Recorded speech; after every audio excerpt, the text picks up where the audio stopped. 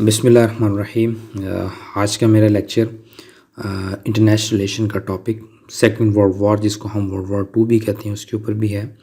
इससे पहले मैंने वर्ल्ड वॉर वन का भी लेक्चर बनाया है और ये वर्ल्ड वॉर टू का लेक्चर है। दोनों का मैं रिटन मटेरियल अपनी न्यू वेबसाइट जिसका नाम eastwestknowledge.com है उसके ऊपर मैं प्रोवाइड कर दूँगा। आप वहाँ से उसको जो है वो मज़ीद डिटेल से पढ़ सकते हैं और उसको राइट डाउन भी कर सकते हैं। तो ये CSS के लिए और PMS दोनों के लिए ये हेल्पफुल है। लेक्चर को मैंने बनाया, मेरा नाम और आज तारीख़ जो है वो 7 नवंबर 2020 है। सो इसको स्टार्ट करते हैं। सबसे पहले तो ज़रा थोड़ा सा मैं आपको ये बता दूं, वर्ल्ड वॉर टू जिसको हम सेकंड वर्ल्ड वॉर भी कहते हैं, इसको कुछ लोग या मेजॉरिटी ऑफ लोग ये कहते हैं कि ये पहली जंग अज़ीम की ही कंटिन्यूएशन है, यानी कि पहली जंग अज़ीम मुकम्मल तौर पर ख़त्म नहीं हुई थी, जिसकी वजह से जो है वो दूसरी जंग अज़ीम स्टार्ट हुई है। सो इसके बारे में अब ज़रा थोड़ा सा देखते हैं। सेकंड वर्ल्ड वॉर जो कि 1939 से 1945 तक है और इसको वर्ल्ड वॉर टू भी कहते हैं, ये WW2 भी इसको कहते हैं। उसके अलावा इसको मैंने आपको जैसे कि बताया कि ये फ़र्स्ट वर्ल्ड वॉर वन की कंटिन्यूएशन है, जो कि first world war one and हुई थी 1918 में। लेकिन फ़र्स्ट वर्ल्ड वॉर में और सेकंड वर्ल्ड वॉर में क्या फ़र्क है? फ़र्स्ट वर्ल्ड वॉर का जो सेंटर था वो यूरोप था और इसमें दुनिया के कुछ ममालिक, कुछ पार्ट्स वर्ल्ड के शामिल थे। लेकिन जो सेकंड वर्ल्ड वॉर थी वो दुनिया के तकरीबन हर हिस्से में लड़ी गई थी। उसके अलावा इसकी दो साइड्स थी। पहली साइड जिसको हम एक्सिस पावर कहते हैं, दूसरी को हम एलाइज कहते हैं। एक्सिस पावर की जब हम बात करते हैं तो उसमें जर्मनी, इटली और जापान, तीन ममालिक, जो तीन बड़े ममालिक शामिल थे। जिस वक्त हम अलाइज की बात करते हैं तो अलाइज के अंदर जो है वो great Britain and her colonies, जिसमें इंडिया शामिल है। दूसरा मुल्क उसमें फ्रांस था, तीसरा यूनाइटेड स्टेट्स ऑफ अमेरिका, चौथा सोवियत यूनियन एंड चाइना पाँचवा था। लेकिन इसका रोल जो है वो बड़ा कम था चीन का। उसके अलावा सेकंड वर्ल्ड वॉर जो है, जिसको हम लार्जेस्ट वॉर कहते हैं, जो कि तारीख़ के अंदर लड़ी गई है, और इसको ब्लडीएस्ट वॉर भी कहते हैं, जिसके नतीजे में कुछ 40 से 50 मिलियन लोग मारे गए हैं। एक जगह पर मैंने अगर विकीपीडिया पे देखें तो शायद वो इसकी तादाद कुछ ज़्यादा बताता है, एक जगह पर मैंने 60 मिलियन पढ़ा है, लेकिन 40 to 50 मिलियन के करीब जो है वो लोग मारे गए हैं इसके अंदर। उसके अलावा फ़र्स्ट वर्ल्ड वॉर वन का एक ख़ास इन्फ्लुएंस था तारीख़ के अंदर, जैसे सेकंड वर्ल्ड वॉर का है। और इसके अंदर एक नई चीज़ आपको ये मिलेगी, जो फर्स्ट वर्ल्ड वॉर वन थी उसमें जो है वो जो पावर थी वो आई मीन टू से यूरोप के हाथों में थी। लेकिन जिस वक्त हम बात करते हैं सेकंड वर्ल्ड वॉर की, तो इसमें जो है वो पावर ट्रांसफ़र हुई थी यूरोप से यूनाइटेड स्टेट्स ऑफ अमेरिका या अटलांटिक ओशियन में गई थी, और उसके अलावा सोवियत यूनियन में गई थी। और मुकम्मल पावर जो ट्रांसफ़र हुई थी वो जिस वक्त सोवियत यूनियन टूटा है 1991 के अंदर, मुकम्मल पावर अटलांटिक ओशियन में शिफ्ट हो गई थी, सोल सुपर पावर। उससे पहले दूसरी जंग अज़ीम जिस वक्त ख़त्म हुई है तो उस वक्त इनके पास पावर शिफ्ट हो गई थी, दो ममालिक के पास। और इन्होंने सोवियत यूनियन ने ईस्टर्न एरिया ऑफ यूरोप को कंट्रोल कर लिया था और कम्युनिस्ट ने चीन को ग्रैब कर लिया था। उसके अलावा अब अगली हेडलाइन ये है कि हम देखते हैं सेकंड वर्ल्ड वॉर की beginning. First world war and हुई थी 1918 में, और इसमें के बाद first world war one and हुई थी 1918 में। उसके बाद जर्मनी ने रिमार्केबल रिकवरी की थी। 1920 के अंदर अडोल्फ हिटलर जो कि राइज़ हुआ था। अच्छा, अडोल्फ हिटलर का जो टाइम पीरियड है वो 1889 से 1945 तक है, और इसने जो है वो पावर गेन की थी जर्मनी में, और ये एक पार्टी का लीडर बना था जिसको नेशनल सोशलिस्ट पार्टी कहते हैं, जो कि बेटर तौर पर नाजी पार्टी भी जानी जाती है। इसका एक अपना सिंबल भी है नाजी पार्टी का। उसके अलावा ये अडोल्फ हिटलर और नाजी पार्टी की मैं बात कर रहा हूँ। उसके अलावा जर्मनी ने प्रॉस्पर करना शुरू किया था ख़ुद को, यानी कि तरक्की करनी शुरू की थी 1920 के बाद, और नाजी पार्टी की जो है वो स्मॉल फॉलोइंग भी बढ़ी थोड़ी बहुत, और उन्होंने तरक्की भी की। 1929 में जिस वक्त न्यूयॉर्क की स्टॉक एक्सचेंज क्रैश होती है, तो उसके नतीजे में वर्ल्ड ट्रेड और जो दुनिया की आलमी ट्रेड है उसके अंदर थोड़े से क्राइसिस आते हैं और उस क्राइसिस के नतीजे में जहाँ पर दुनिया के मुख्तलिफ कोनों में क्राइसिस आते हैं वहीं पर इकोनॉमिक डिक्लाइन जर्मनी में भी आता है। तो 1930 में जर्मनी में बहुत ज़्यादा इन्फ्लेशन और सीरियस इकोनॉमिक प्रॉब्लम्स हो गए थे। तो इसलिए कहते हैं ये इन्फ्लेशन की बात है कि लोग जो है वो जर्मनी में पैसे बोरियों में लेके जाते थे और चीज़ें जो है वो शापर में लेके आते थे पॉलीथीन बैग के अंदर। तो आज हिटलर को दुनिया के अंदर जो है वो many areas of the world अगर हम देखें तो इसको ग्रेट मॉन्स्टर कहते हैं तारीख़ में, लेकिन जर्मनी में उस वक़्त 1930 में ये उनके लिए बहुत ज़्यादा अहम समझा जाता था। वो कहते थे कि इसने हमारे मुल्क को क्राइसिस से निकाला है, जिस वक़्त ये 1929 में इकोनॉमिक क्राइसिस आया दुनिया के अंदर। और 1933 में ये जर्मन चांसलर बना है। हिटलर एक डिक्टेटर है और इसको टाइटल जो मिला था जो जर्मन में है, लेकिन मुझे उसको इतना पता नहीं है उसको हाउ टू प्रोनाउंस इट, लेकिन इंग्लिश में उसको द लीडर इन जर्मन कहते हैं। डर फ्यूबरर इस तरह का कुछ है नाम इसका। 1934 में इसको ये टाइटल मिला था। हिटलर ने ऑर्डर दिया जर्मनी को कि वो लार्ज प्रोडक्शन ऑफ आर्म्स की स्टार्ट कर दें। 1932 में मिसाल के तौर पर जर्मनी के पास 36 मिलिट्री एयरक्राफ्ट थे, लेकिन 1939 में इनके पास 85-100 मिलिट्री एयरक्राफ्ट था। उसके बाद 1 सितंबर 1939 में जर्मनी ने इन्वेडेड किया पोलैंड के ऊपर। बरतानिया और फ्रांस जो कि बहुत ज़्यादा परेशान थे इस थ्रेट से, जब पोलैंड के ऊपर जर्मनी ने थ्रेट किया तो वो इससे परेशान थे। तो हिटलर ने जंग जो है वो यूरोप पर मुतारिफ़ करवा दी थी। फिर उसके नतीजे में जो है वो इन्होंने भी जर्मनी के ऊपर इंग्लैंड और फ्रांस ने 3 सितंबर को वॉर स्टार्ट कर दी थी। तो जो है वो वॉर लार्जेस्ट लेवल पर शुरू हो गई थी। अच्छा, मैं आपको एक और बात बताऊं, यहाँ पर इंपॉर्टेंट इंटरेस्टिंग इन्फॉर्मेशन है आपके लिए। इन्फॉर्मेशन ये है कि दुनिया में 2 कौमें ऐसी हैं जो कि अब एक तीसरी कौम भी दुनिया के अंदर उठ गई है, जिनका कॉन्सेप्ट बड़ा डेंजरस किस्म का है दुनिया के बारे में। मैं तीनों को बारी बारी एक्सप्लेन करता हूँ। एक तो है ये जो जिनको हम यहूदी कहते हैं, जो अश्कनाज़ी ज्यूज़ हैं या ज़ायनिस्ट किस्म के लोग हैं। इनका कॉन्सेप्ट दुनिया के अंदर ये है कि हम अल्लाह ताला के मुंतखब लोग हैं, हम सुपर क्रिएचर हैं, दूसरे जो है वो हैवान नुमा इंसान हैं। तो वो कहते हैं कि हमारा काम है दुनिया में सोचना, लोगों को जॉब प्रोवाइड करना, उनको एक्सप्लॉयट करना, वो हमारे लिए कमाएं और खाएं और हमने जो है वो उनके ऊपर रूल करना है। We are the chosen people of the god, ये उनका कॉन्सेप्ट है दुनिया के अंदर। दूसरी कौम जो है वो ये जर्मनी ने इंट्रोड्यूस करवाया था कि वी आर सुपीरियर रेस, इसको थोड़ा बहुत मैं आगे चल के एक्सप्लेन करूँगा। तो इस तरह के जिस वक्त कॉन्सेप्ट आपके जहनों में बनते हैं तो आप जो है वो दुनिया में इंतशार के चांसेस आपकी तरफ से बढ़ जाते हैं। फिर आप जो है फैशिस्ट किस्म के लोग या नाजी पार्टी बनते हैं। तो इन्हीं से मुतासिर होकर ये जो बीजेपी गवर्नमेंट आई है, ये भी इन्हीं लोगों से मुतासर हुई है, इन दोनों कौमों से। तो ये जो ब्राह्मण कम्युनिटी अपने आप को सुपीरियर समझती है, कहती है कि दूसरी माइनॉरिटीज़ को हमारे यहाँ रहने का हक नहीं है और उनको जो है वो बहुत बुरे तरीके से ट्रीट करते हैं, तो उससे फिर सोसाइटीज़ तबाह होती हैं। अभी आप देखें कि इंडिया में जो है वो आहिस्ता आहिस्ता ये डिक्लाइन शुरू हो रहा है। उनकी अपनी जो दलित कम्युनिटी है या दूसरी कम्युनिटी है, उनकी भी यही सूरत हाल है। तो इससे फिर क्या होता है, इससे जो है वो मुल्क के अंदर सोसाइटी डिसइंटीग्रेशन का शिकार होता है। तो उसमें आप ज़रा देखें जर्मनी का बहुत बुरा हाल हुआ और इंडिया का भी मुस्तकबिल में अगर ये इसी सूरत हाल पर चलते रहे, जिससे ये जो इंस्पायर है बीजेपी गवर्नमेंट जो है, तो उसमें इनका यही सूरत हाल होगी। उसके अलावा अडोल्फ हिटलर के जो डेडली आइडियाज़ थे ना, ज़रा अब उसको देखते हैं। इन्होंने कहा था कि living space for the master race, यानी कि हम जो सुपीरियर रेस हैं सिर्फ हमें ही हक है दुनिया में रहने का और किसी को नहीं है।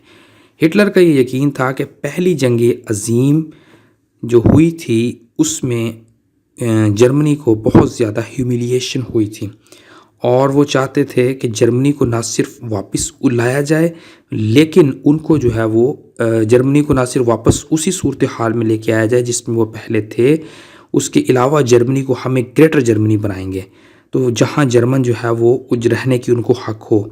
इसको कहते हैं लिविंग स्पेस। अब जर्मनी में मैंने इसका रिटन में नाम लिखा हुआ है, लेकिन मुझे डच नहीं आती है। तो हिटलर ने जो हिटलर चाहता था कि वो जर्मनी को एक्सपेंड करे ईस्ट वाली साइड पर और टेक कंट्रोल करे फर्टाइल ब्रेड बास्केट, जिसको लैंड ऑफ द यूक्रेन भी कहते हैं, जहाँ पर इम्पोर्टेंट वीट के हवाले से, गंदम के हवाले से वो बहुत ज़्यादा इम्पोर्टेंट है क्रॉप के पॉइंट ऑफ व्यू से। So this would be hope that enable Germany जो है वो इकोनॉमिक और military might one day dominate the world. यानी कि ये जो दो किस्म के कॉन्सेप्ट थे, इससे उन्होंने कहा था कि हमें होप पैदा होगी कि हम जो है वो इकोनॉमिकली और मिलिट्री पॉइंट ऑफ व्यू से जो है वो हम दुनिया पर एक दिन डोमिनेट करेंगे, अगर हम ईस्ट वाली साइड पर और ये फर्टाइल ब्रेड बास्केट लैंड जो यूक्रेन की है वहाँ तक हम पढ़ते हैं। और हमारे अंदर दूसरा कॉन्सेप्ट जो है वो लिविंग स्पेस का इंट्रोड्यूस होता है।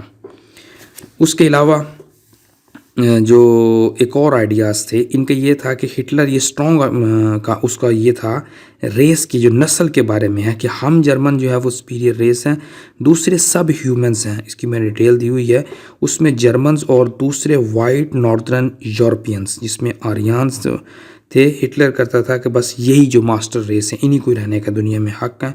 उसके अलावा जो दूसरी रेसिस थे जिसमें अफ्रीकन्स थे, एशियंस थे, उसने कहा कि ये इन्फीरियर लोग हैं। तो हकीकत में ये हुआ कि जो ईस्टर्न लैंड थी यूरोप में वो कंट्रोल थे सब ह्यूमन, जिसको स्लेविक भी कहते हैं। हिटलर ने कहा कि गेव द ये जो जगह है ना ये मास्टर रेस के कंट्रोल में ये दे दी जाए।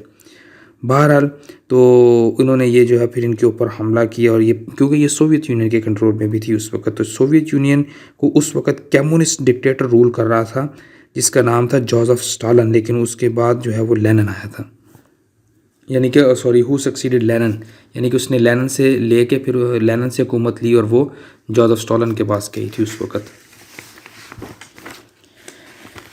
उसके अलावा हिटलर बिलीव करता था कि जो कम्युनिस्ट है जो रूल कर रहे हैं सोवियत यूनियन के ऊपर वो ज्यूज़ के कंट्रोल में हैं, और वो चाहते थे कि ये जो है वो, और ज्यूज़ की विश ये है कि वो दुनिया पर कंट्रोल करें।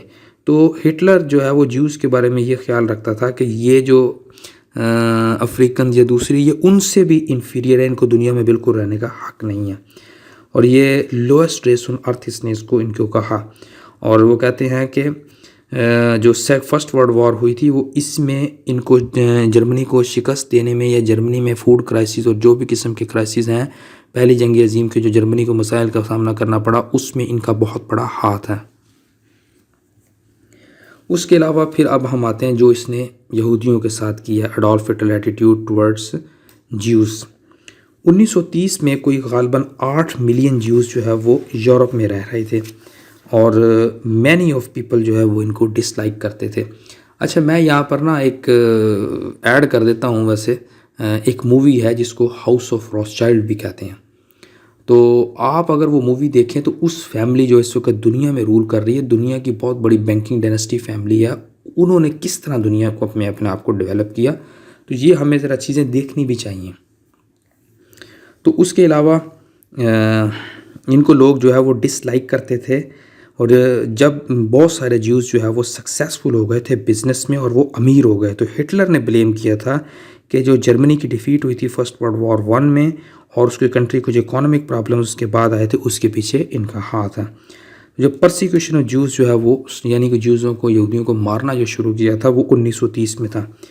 हिटलर की जो नाजी पार्टी थी stir up hated against them, यानी कि जज्बा या जोश व खरोश से उनसे नफरत करने लगी थी। तो जो है वो ज्यूज़ बहुत जल्दी ज्यूज़ जो है वो जर्मन के कंट्रोल में आ गए थे, और उनको फोर्स किया गया था कि वो येलो स्टार वाले कोई कपड़े पहने ताकि उनकी स्लीव्स पर, बल्कि येलो स्टार्स उनकी स्लीव पर हो ताकि वो अपनी रेस को शो कर सके, पता चल सके भाई ये जो है वो यहूदी है। उसके अलावा इनके घरों को, इनके कारोबार्स को, इनके सिनागॉग्स जिसको प्लेस ऑफ वर्शिप है इनकी, उसको डिस्ट्रॉय किया और बहुत सारे लोगों को अरेस्ट किया गया और इनको कंसंट्रेशन कैंप में भेजा गया था। वहाँ पर इनको फोर्स किया गया कि ये काम करें। इनके साथ वैसे हुआ तो जुल्म ही है। 1935 में हिटलर ने एक लॉ पास किया जिसमें कहा गया कि कोई भी यहूदी को जर्मन सिटीज़न होने का हक नहीं होगा, यानी कि वो जर्मन शहरियत नहीं ले सकता, और ना ही किसी जर्मन ब्लड से शादी कर सकता है। तो फिर इसके नतीजे में जो है वो ज्यूज़ बहुत जल्दी जो है वो भाग गए थे दुनिया के दूसरे कोनों में, वहाँ पे जाकर आबाद और आहिस्ता आहिस्ता फिर उन्होंने तरक्की करनी शुरू की थी। अब ज़रा मैं बात करता हूँ कंसंट्रेशन कैंप फॉर ज्यूज़।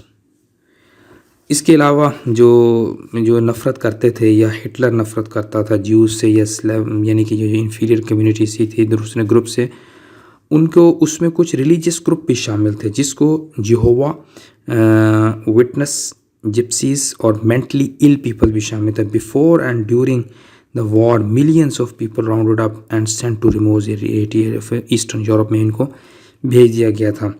उसके अलावा इनको कंसंट्रेशन कैंप में रखा गया, वर्क कैंप में रखा गया, जिसमें ऑशकिस जो है ज्यूज़ हैं, अश्केनाज़ी ज्यूज़ भी हम कहते हैं। उसके बाद तरब्लिंका है, बेल्सन्स हैं, बहुत सारे पीपल जो है वो डिजीज़ से मर गए थे, कुछ स्टारवेशन से मर गए थे, कुछ ओवर का वर्क की वजह से मर गए थे, कुछ को जो है वो रूम्स में, गैस रूम्स में, चैम्बर में बंद किया गया था, कुछ को डेड शॉट किया गया था वहाँ पर, और इनकी बॉडीज़ को बर्ड किया गया मैस ग्रेव्स में और बर्न किया गया था स्पेशल क्रीमेशन ओवन के अंदर।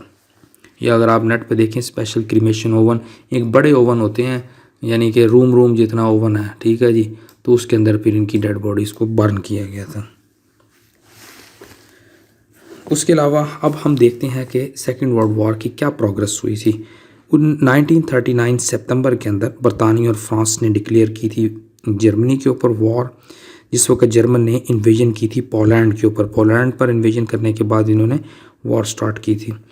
उसके बाद मई 1940 में जर्मनी ने फ्रांस पर हमला किया पूरी ताकत के साथ, और 3 लाख बरतानवी फोर्सेस फ्रांस में थी, और इनको अचानक जो है वो पसपाई इख्तियार करनी पड़ी वहाँ से। उसके अलावा हिटलर जो है वो उस वक्त मास्टर ऑफ यूरोप था। फिर गर्मियों के अंदर 1940 में गर्मियों के ही अंदर एयर वॉर शुरू हो गई थी, जिसमें एयर वॉर विद ब्रिटेन। तो जर्मन बॉम्बर जो थे उन्होंने बम मारे ब्रिटिश के स्पोर्ट प्लेसेस पर, एयरफील्ड्स पर, फैक्ट्रीज पर और मिलिट्री इंस्टॉलेशन के ऊपर। फिर सितंबर के अंदर जर्मनी ने बम गिराए लंदन के ऊपर, इसके दूसरे शहरों के ऊपर। इस ऑपरेशन ये कोई 2 मंथ ऑपरेशन जारी रहा, जिसको ब्लिट्स कहते हैं। और उसके अलावा नाइटली एयर रेड्स किए गए, जिसमें कोई 43,000 ब्रिटिश पीपल मारे गए थे। उसके अलावा आप ज़रा देखते हैं 1942 की, जब मैं बात करता हूँ 1942 उसमें क्या चीज़ है। 1942 में फरवरी का महीना था, जापान ने सिंगापुर को कैप्चर कर लिया था। फिर उसके बाद मई में अलाइस ने जो है वो लार्ज स्केल अटैक करने शुरू किए जर्मनी के ऊपर। जून में जर्मनी ने सोवियत यूनियन के ऊपर अटैक कर दिया था। फिर नवंबर में अलाइस ने विक्ट्री की नॉर्थ अफ्रीका में एट द बैटल ऑफ अल अलामेन जिसको कहते हैं। फिर नवंबर में सोवियत यूनियन ने अटैक किया था बदले में जर्मनी के ऊपर। फिर फरवरी 1943 की बात करते हैं। सोवियत यूनियन फोर्सेस ने जर्मनी को फोर्स किया कि वो सरेंडर करें एट स्टालिनग्राड के ऊपर। उसके बाद फिर 1944 में अलाइस ने जो है वो फ्रांस की मदद की, यानी कि फ्रांस के ऊपर गए और वहाँ पर जितनी भी जर्मन फोर्सेस लड़ रही थी, और उनको जो है वो डी डे, यानी कि उसकी जान छुड़वाई, और उसको जो है वो डी डे भी कहते हैं। तो पेरिस जो है वो वापस ले लिए गए थे जर्मन से। फिर फरवरी 1945 में इत्तेहादियों ने जर्मनी पर हमला किया। फिर मई में 1945 में मई ने जर्मनी ने सरेंडर कर दिया था, और हिटलर ने जो है वो सुसाइड कर ली थी इन बंकर में बर्लिन के अंदर। अगस्त में यूनाइटेड स्टेट्स के 2 जहाज़ों ने बॉम्ब गिराए थे हिरोशिमा और नागासाकी में। मैंने ये वैसे वीडियो ऐड की हुई है, आप ज़रा देख लें। जब आप स्टार्ट में जाएंगे इसके रिटन मटेरियल पर आप इसको देख लेंगे आसानी से। और जापान ने फिर उसके नतीजे में सरेंडर कर दिया था। अच्छा, अब हम देखते हैं कि क्योंकि ग्रेट ब्रिटेन भी अंडर थ्रेट था और हिंदुस्तान का क्या रोल था, ज़रा उसको देखते हैं। पहले 2 साल के अंदर बरतानिया ने थ्रेट फील की जर्मन की इन्वेजन से, क्योंकि जर्मन्स के जो प्लेन्स थे उन्होंने कोई ऐसी जगह नहीं छोड़ी होगी जहाँ बरतानिया को उन्होंने हिट ना किया हो। लेकिन जिस वक्त फ्रांस फॉल कर गया था 1940 में, तो और बरतानिया को अपनी जो है वो पोजीशन होपलेस नज़र आ रही थी, तो उसके जो पॉसिबल अलाइज थे जिसमें सोवियत यूनियन है, यूनाइटेड स्टेट्स है, ये बाद में आना शुरू हो गए थे वहाँ पर। तो उससे फिर बरतानिया की जो है वो हिम्मत बढ़ना शुरू हुई। तो फिर इन्होंने बाद में फिर जर्मनी स्टार्ट में इनकी इंग्लैंड की ये पोजीशन थी, इंग्लैंड को खौफ था कि ये हमें जो है वो सरेंडर करने पर फोर्स कर लेंगे और हमें जो है वो जर्मनी के साथ पीस के ऊपर काम करना पड़ेगा, यानी कि एक्सेप्ट करनी पड़ेगी डोमिनेशन जर्मन की यूरोप के लिए। बरतानिया की जो कॉलोनीज़ थी एशिया में, जिसमें हांगकांग है, मलाया जिसको मलेशिया कहते हैं, बर्मा जिसको म्यांमार कहते हैं, और इंडिया, ये जो है वो अंडर थ्रेट थी जापान की तरफ से। तो बरतानिया के पास कोई स्पेयर मिलिट्री फोर्सेस नहीं थी कि जो वो सेंड भेजे अपने ईस्ट में और वो इसको डिफेंड कर सके, ख़ुद को भी और अपने एलाइज को भी डिफेंड कर सके यूरोप में। जो उस वक़्त के जो लीडर थे, जो विंस्टन चर्चिल थे, तो वो बहुत ज़्यादा खुश हुए या रिलाय उनको हो गया कि जिस वक्त सोवियत यूनियन और यूनाइटेड स्टेट्स जो है वो वॉर में दाखिल हुए थे अलाइज वाली साइड से, और इंडिया ने जो बरतानिया के लिए फ़ाइट लड़ी है उसके कुछ हकीकत क्या है ज़रा कुछ देखते हैं। जो बे ऑफ बंगाल है, उसकी पोर्ट है जो बे ऑफ बंगाल की, उसके ऊपर जापान ने अटैक किया था अपने शिप्स के ज़रिए और एयरक्राफ्ट के ज़रिए जंग के इब्तिदा में। जिस वक्त जो है वो वॉर जो है वो जापान ने स्टार्ट की और इंडिया के डोर स्टेप पे पहुंची, तो इन्होंने जो है वो बर्मा के बॉर्डर को अपने कंट्रोल में ले लिया था 1944 में। उसके बाद इंडिया जो है वो एक वाइटल बेस बन गया था इत्तेहादियों के लिए कि वो जापान के ख़िलाफ़ लड़ सकें। 1945 में जो इंडियन आर्मी थी वो कोई 2.5 मिलियन स्ट्रॉन्ग थी, और जिसमें से बहुत सारे इंडियंस ने ज्वाइन किया था रॉयल इंडियन एयरफोर्स को और रॉयल इंडियन नेवी को, जो कि 30,000 स्ट्रॉन्ग थी।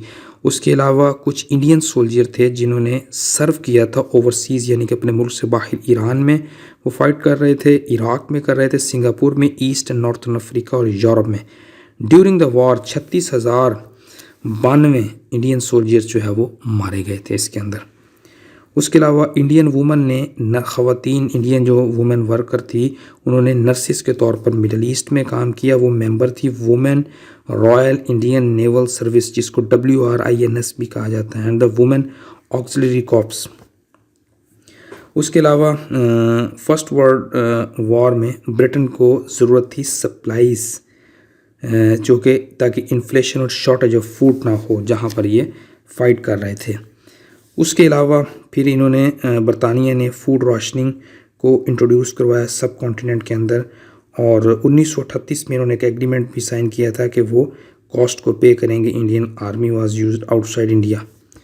और फिर बाद में जो है वो इंडिया की सूरत हाल जो है वो इकोनॉमिक पॉइंट ऑफ व्यू से बेहतर हुई, जिसमें इंडस्ट्री ग्रो कर गई थी रैपिडली। फिर टाटा कॉम्प्लेक्स जामशेदपुर बिहार स्टेट में ये भी British empire largest steel producer बनी। उसके बाद शिपयार्ड फैक्ट्रीज डेवलप हुई बॉम्बे में, बंगाल में, उड़ीसा में, और production of car, bicycles and trains जो है वो उस दौर में शुरू हुई थी। अच्छा जी, India and Britain second world war. अब मैं थोड़ी सी आपको ये लास्ट पॉइंट है इसको ज़रा मुकम्मल करके फिर मैं आगे चलता हूँ। अच्छा, जब मैं एक और बात बता दूँ, अब जो कोई नई अपडेशन आया करेगी मैं अपने इसी लेक्चर के अंदर अपनी वेबसाइट पर ही इसको ऐड कर दिया करूँगा मैं। 3 सितंबर 1939 को जो कि बरसगीर के जो वायसराय थे उनका नाम था लॉर्ड लिनलिथगो। इनका टेन्योर जो है वो पूरी जो बरसगीर में जो ये लॉर्ड रहे 1936 से 1943 तक है। इन्होंने बग़ैर इंडियंस से कंसल्ट किए अनाउंस कर दिया गया जी इंडिया भी जो है वो जर्मनी के साथ वॉर में शामिल है। बहुत सारे लोगों ने इसमें गुस्सा महसूस किया और बीट्रे किया इसके ऊपर, यानी कि गद्दारी दिखाने की कोशिश की। तो बाद में नेहरू ने कहा कि एक आदमी जो कि वाइसराय है और वो फॉरेनर है, वो कैसे 400 मिलियन पीपल्स की लाइफ को वॉर में धकेल सकता है बगैर जो है वो हवाला दिए या हमसे पूछे हुए। तो इसके नतीजे में फिर क्या हुआ था, इन जो कांग्रेस के लोग थे इन्होंने फिर प्रोटेस्ट करना शुरू किया और रिज़ाइन करना शुरू कर दिया था 1939 में। फिर कायद-ए-आज़म मोहम्मद अली जिन्ना उस वक्त लीड कर रहे थे, तो मुस्लिम लीग में फिर कायद-ए-आज़म ने ऐलान किया था कि 22 दिसंबर 1939 जो है वो डे ऑफ डिलीवरेंस है। ठीक है जी, इसको हम यौम निजात भी कहते हैं, फ्रॉम कांग्रेस रूल। फिर 1940 में लॉर्ड लिथगर ने ऑफ़र किया कि वो हिंदुस्तान को फुल डोमिनियन स्टेटस दे देगा जंग के बाद, अगर इन्होंने हमारे साथ जंग में कोऑपरेट किया। तो कांग्रेस ने इससे इनकार कर दिया था। सो ये लेक्चर था मेरा सेकंड वर्ल्ड वॉर के ऊपर। सो आज का लेक्चर ख़त्म पजीर हुआ। लेक्चर को मैं अपने वेबसाइट के ऊपर रख दूँगा और इसकी कोई भी अपडेशन होगी मैं उसी लेक्चर के अंदर ऐड कर दूँगा। सो आप इसको वक्तन फ़क्तन विज़िट करते रहें। सो लेक्चर को सुनने के लिए शुक्रिया। Thank you very much.